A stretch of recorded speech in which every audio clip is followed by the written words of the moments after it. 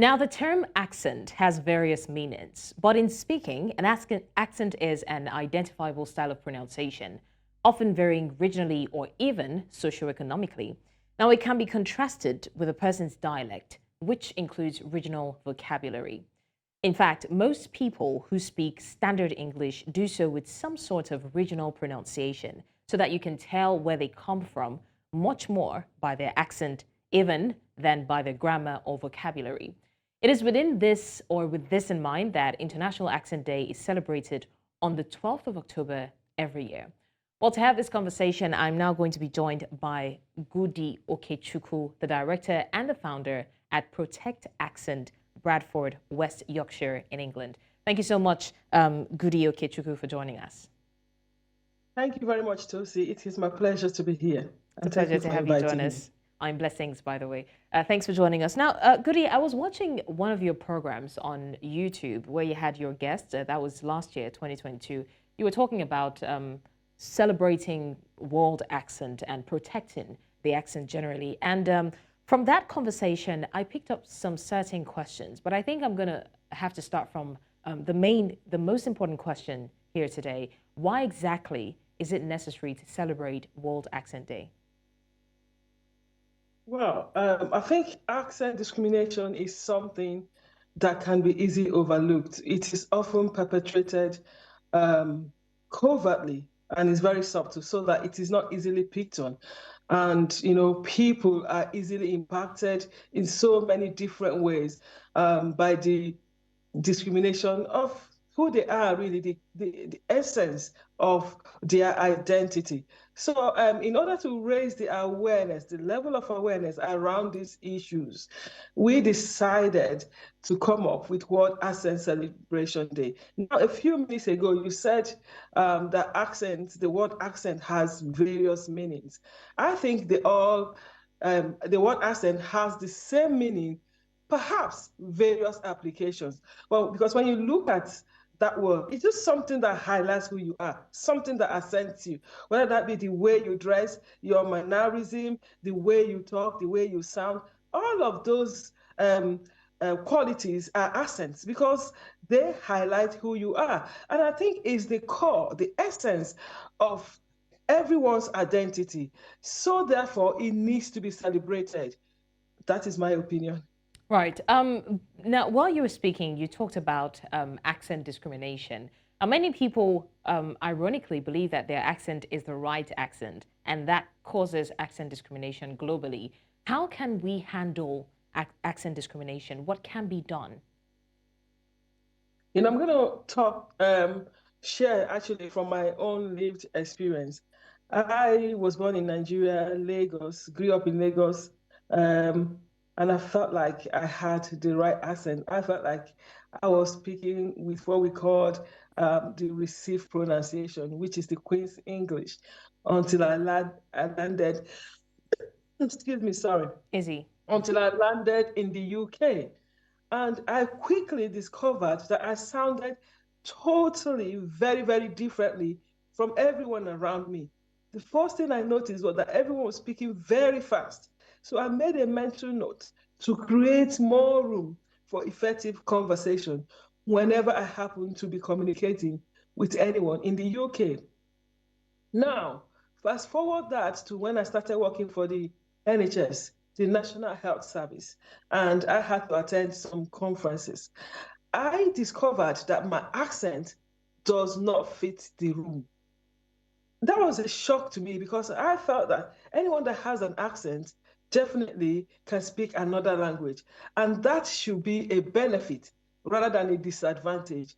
But here was I and being discriminated against because of the way I sound. And nobody actually told me outrightly that my accent did not fit the room. But I noticed the body language, the rolling of the eyes, the lack of interest. They found various means to let me know that my accent does not carry equal weight, equal value with their own accent. And I think it's delusional when you think that you don't have an accent, because I've come across many people who, for the fact that they live in an area where their accent is the predominant accent, think that they don't have an accent. that it's just the immigrant or the person from out of town that has an accent. And by that, they kind of order you, they order your voice. So they say the other one, the other voice, you know. So, but everyone has an accent. All it takes really is for you to move to an area where your accent is no longer the predominant accent, and you will discover that you're now the other voice. So, and most importantly, why I am very passionate about protecting various accents and individual accents is because of the negative impact that this has on individuals. We've had people who have committed suicide, people who have had mental health breakdown, people who have actually isolated themselves from society because their accent does not fit the society. Actually, there is hierarchization of accents in the society. So it's like the higher you go, the whiter it becomes, the more received pronunciation you're going to get.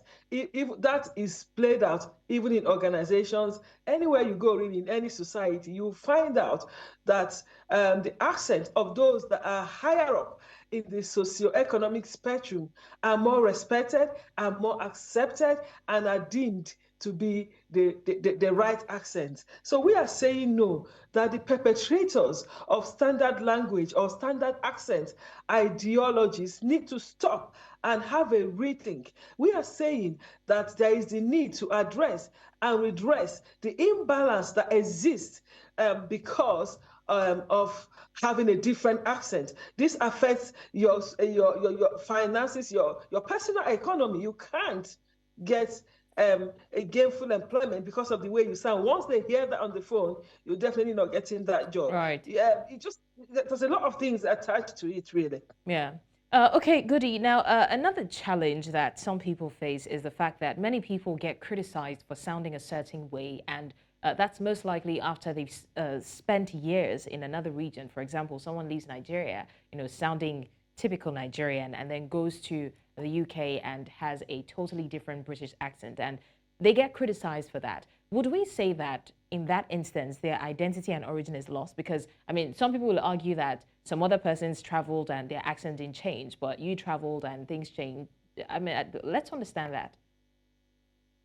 Yeah, I think people need to understand that one of the determinants of accent is the environment, either the environment you grew up in or the environment that you currently reside. I remember speaking with my mom on the phone, and she told me, she said, "You don't sound like us anymore."